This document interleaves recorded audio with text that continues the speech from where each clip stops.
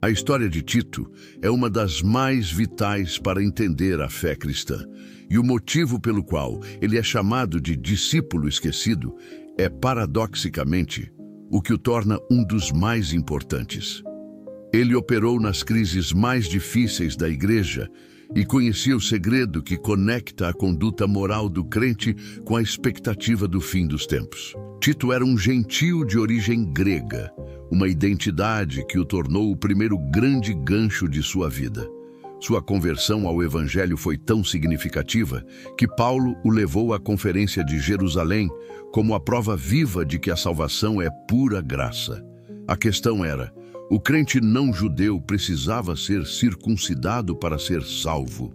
Os judaizantes, falsos irmãos, exigiam a circuncisão de Tito, mas Paulo resistiu bravamente, afirmando que Tito não foi obrigado a aceitar o rito. Gálatas 2:3. Esta vitória não foi apenas pessoal. Foi a vitória da liberdade cristã sobre o legalismo, estabelecendo Tito como o símbolo inegociável de que a graça é suficiente. Mais tarde, quando a igreja em Corinto estava em tumulto, dividida, imoral e questionando Paulo, o apóstolo enviou Tito como seu embaixador pessoal. Esta é a prova da confiança absoluta de Paulo. Tito não foi apenas um mensageiro. Foi o restaurador de Corinto, capaz de mediar a crise e reverter a rebelião com uma mistura rara de zelo e mansidão. 2 Coríntios 7. É essa trajetória de fidelidade testada em todas as frentes, doutrina, finanças e conflito, que leva Paulo a confiar a Tito a missão mais desafiadora de sua vida. O segundo grande gancho: levar a sã doutrina e a ordem eclesiástica à caótica ilha de Creta. Tito 1:5. Creta, um lugar onde os próprios habitantes eram descritos como mentirosos, feras malignas e ventres preguiçosos. Tito 1:12. Era o espelho da corrupção pagã. A missão de Tito era transformar o caos em ordem, plantando a santidade em solo de lama. O segredo de Tito e o cerne da sua missão em Creta é a conexão direta entre a ética do dia a dia e a escatologia, o estudo do fim dos tempos. A sã doutrina ensinada por Tito não é apenas um código de moral, é a ética da espera, a urgência em estabelecer líderes irrepreensíveis, presbíteros, e a exigência de que todo crente viva sóbria, justa e piamente, Tito 2:12, são motivadas por um único pensamento, o terceiro grande gancho: a bem-aventurada esperança e a aparição da glória do grande Deus e nosso Salvador Jesus Cristo. Tito 2:13. Tito sabia que a única maneira de a igreja vencer o caos de Creta e do mundo era vivendo como quem espera o Senhor a qualquer momento. Sua conduta irrepreensível era a preparação visível para o retorno de Cristo. O fim dos tempos não é uma teoria, é o motor da sua santidade presente. Se você se sente esmagado pelo caos do mundo ou pelos seus próprios conflitos, você precisa do segredo de Tito. A solução para o seu desequilíbrio hoje está em alinhar cada escolha com a certeza de que o Senhor está vindo. O histórico de Tito como solucionador de crises em Corinto e símbolo da liberdade evangélica em Jerusalém o qualificou para a missão mais difícil de sua carreira: organizar a igreja na ilha de Creta. Tito 1:5. Creta, como vimos, era um caldeirão de vícios, um lugar que precisava ser radicalmente transformado para que a mensagem do Evangelho pudesse sobreviver. A missão de Tito era, portanto, um ato de engenharia social e espiritual com implicações para o fim dos tempos. O primeiro grande gancho é a urgência da organização. Paulo não instruiu Tito a pregar por mais tempo, mas sim a pôr em ordem as coisas que ainda restam e o estabelecer presbíteros de cidade em cidade. Para Paulo, o caos e a imoralidade na igreja eram, em sua raiz, um problema de liderança. Uma igreja desordenada não pode ser o testemunho puro que aguarda o retorno do Senhor. A organização eclesiástica, feita por Tito, era um pré-requisito escatológico para a vinda de Cristo. O segredo que Tito levou consigo para Creta e que está ligado ao fim dos tempos é a natureza das qualificações dos presbíteros. Tito 1, 6, 9. Paulo não prioriza o talento, o dom de cura ou a eloquência. O que ele exige é o caráter inatacável, irrepreensível, marido de uma só mulher, tendo filhos fiéis e controlados, um lar em ordem. O presbítero de Tito deve ser sóbrio, justo, santo, temperante. Ele deve ser o modelo vivo que contrasta com a ganância e a imoralidade cretense. O segundo grande gancho é que o presbítero é, em essência, o homem que já vive sob a ética do reino vindouro. Sua vida é o sinal visível de que a graça transforma de dentro para fora. Se a vida privada do líder está em desordem, o seu ensino não pode ser a sã doutrina, o ensino sadio. Tito teve de enfrentar os falsos mestres, que eram o terceiro grande gancho e o maior obstáculo à ordem. Eram, em sua maioria, judaizantes, os da circuncisão, que por torpe ganância e dinheiro subvertiam a simplicidade da fé com fábulas judaicas e mandamentos humanos. Tito 1, 10, 11. Paulo instrui Tito a ser severo. Tito 1, 13. Repreende-os severamente para que sejam sãos na fé. O discípulo esquecido não era passivo. Sua missão era proteger a pureza da mensagem. A sã doutrina não tolera o erro que destrói o lar e a fé. A irrepreensibilidade do líder, que Tito deveria estabelecer, era a chave para que a comunidade estivesse preparada. Somente líderes que viviam a ética do retorno iminente poderiam guiar a igreja na espera. O sucesso da missão de Tito em Creta dependia da sua capacidade de fazer com que a igreja vivesse agora como se o reino de Cristo já estivesse plenamente manifestado. É uma chamada à santidade prática para quem conhece o segredo do fim dos tempos. Você tem certeza de que o seu testemunho e a ordem da sua casa são o contraste que a sua cultura espera ver? A sua liderança, seja ela no lar ou na igreja, deve ser o reflexo da ordem de Cristo que se aproxima. Tendo estabelecido os líderes, presbíteros, o desafio de Tito era garantir que toda a congregação vivesse de forma que adornasse a doutrina de Deus. O seu trabalho não era apenas doutrinário, mas um discipulado social com um propósito escatológico. O primeiro grande gancho é que o discípulo esquecido aplicou a sã doutrina como um manual de vida por faixa etária. Tito 2, 1, 10. A santidade não era um conceito abstrato, mas uma série de responsabilidades específicas. Idosos, homens e mulheres, devem ser modelos de sobriedade, seriedade e fé. As mulheres mais velhas devem ser as mestras do bem, ensinando as jovens. O fracasso delas traria blasfêmia à palavra de Deus. Jovens, homens e mulheres, devem ser ensinados a ter domínio próprio, sobriedade, a serem castos e a cuidar do lar.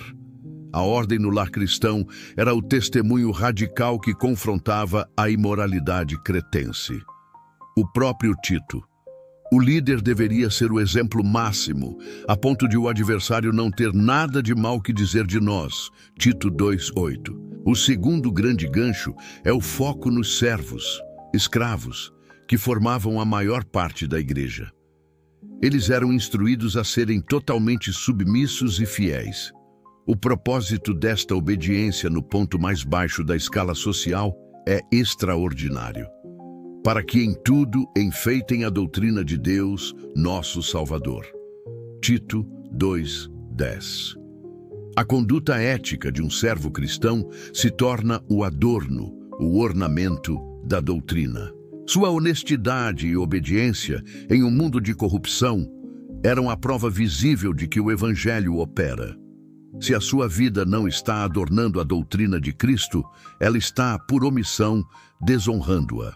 Este código de honra social e pessoal, imposto por Tito, não é motivado pela lei ou pelo medo, mas sim pelo terceiro grande gancho e segredo final de Tito, a conexão inquebrável entre a graça e a glória. Tito 2, 11, 14.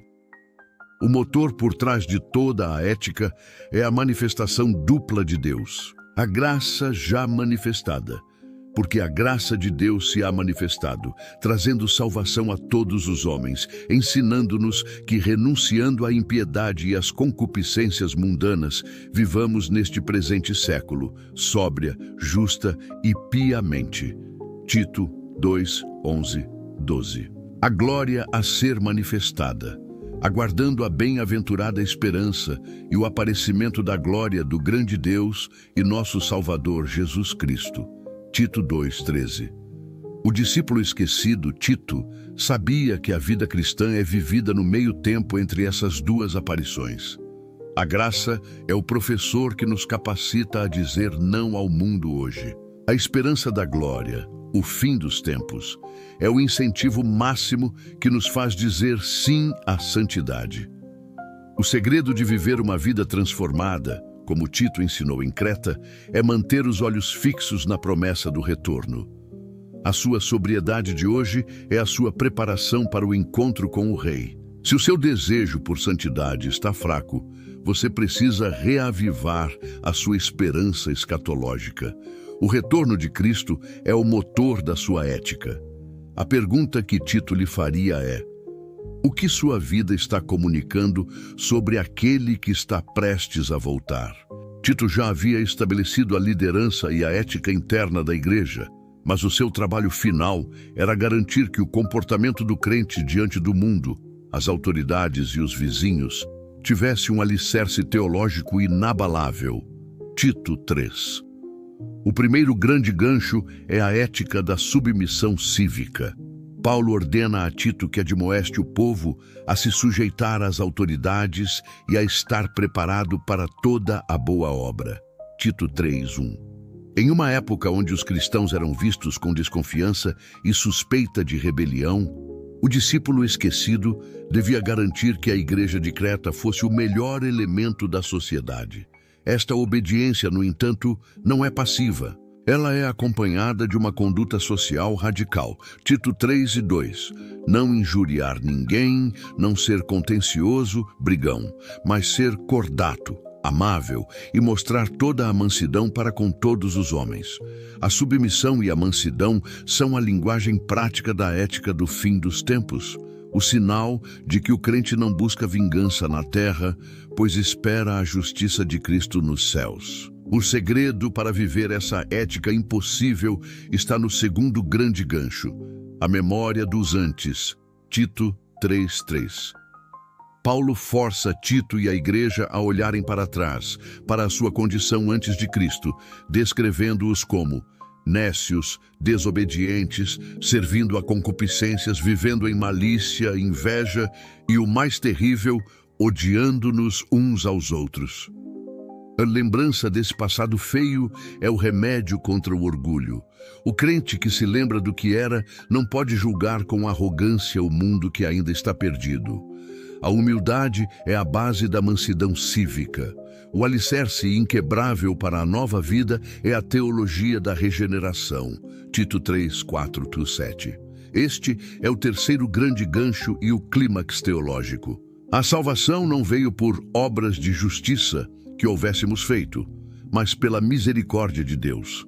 A mudança não é uma reforma, é uma lavagem da regeneração e uma renovação do Espírito Santo. Fomos justificados gratuitamente, pela graça, para sermos feitos herdeiros segundo a esperança da vida eterna. A esperança de Tito no fim dos tempos é o fruto da certeza da salvação passada. Você vive mansamente neste mundo, porque a sua herança eterna já está garantida. Finalmente, Tito é instruído sobre o quarto grande gancho, o tratamento ao homem faccioso, o herege que causa divisões. Tito 3:10-11. Após a primeira e a segunda advertência, o discípulo deveria evitá-lo, excluí-lo. A sã doutrina exige que a comunhão seja protegida. A tolerância à divisão é uma traição à unidade de Cristo. A missão final de Tito, ao ser substituído e chamado por Paulo a Nicópolis, Tito 3,12, confirma que ele era um agente móvel e essencial.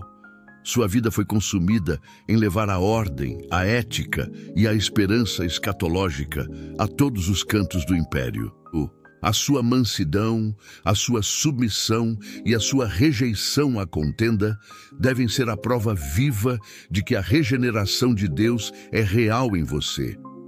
Você se lembra do seu antes? Essa memória deveria ser o combustível para o seu amor, enquanto você espera aquele que voltará para redimir toda a sua vida.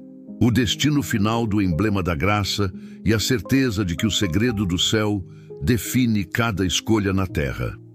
A história de Tito termina nas Escrituras com a mesma descrição com que começou. Um último envio, um último ato de serviço e então o silêncio final, segundo Timóteo 4,10. Ele é o discípulo esquecido porque sua glória não estava em seu nome, mas em sua missão. Ele foi o gentio que provou em seu corpo que a graça era superior à lei. Tito foi a prova viva da liberdade em Cristo em Jerusalém, o campo de batalha da doutrina. Ele carregou em seu ser a bandeira de que a salvação é um dom e não um ritual de sangue. Ele foi o embaixador corajoso que restaurou o amor onde havia rebelião na caótica Corinto. Ele provou que a autoridade do Evangelho se baseia na mansidão e não na força. Tito foi o arquiteto da ordem na ilha da corrupção, a condenada Creta. Ele demonstrou que a sã doutrina só se sustenta quando encarnada por líderes irrepreensíveis. Seu maior legado não é a organização, mas a teologia da esperança que transforma a ética. Ele conhecia o segredo de que a bem-aventurada esperança é o motor da santidade presente. A vida de Tito é o código de honra para quem aguarda a segunda vinda de Jesus Cristo. Ele ensinou que viver sóbria, justa e piamente é a única preparação visível para o fim dos tempos. O discreto Tito nos força a confrontar nossa própria busca por destaque ou glória humana. Ele provou que a verdadeira grandeza está em adornar a doutrina de Deus nos papéis mais simples. Sua última menção, na longínqua Dalmácia, é o selo de sua fidelidade móvel e incondicional. Ele viveu cada dia como um agente do reino, pronto para o chamado final de seu mestre. O mistério de Tito reside na verdade de que ele não precisava de fama, pois sua recompensa é eterna. Ele deixou o exemplo de que quem possui a certeza da glória futura não teme a tarefa difícil do presente. A sua vida, como a dele, é um convite para ser agente de ordem em um mundo de caos. Permita que a esperança da aparição de Jesus Cristo seja o catalisador do seu caráter hoje. O segredo do fim dos tempos é este. O quão bem você espera o retorno do Salvador define quem você é agora.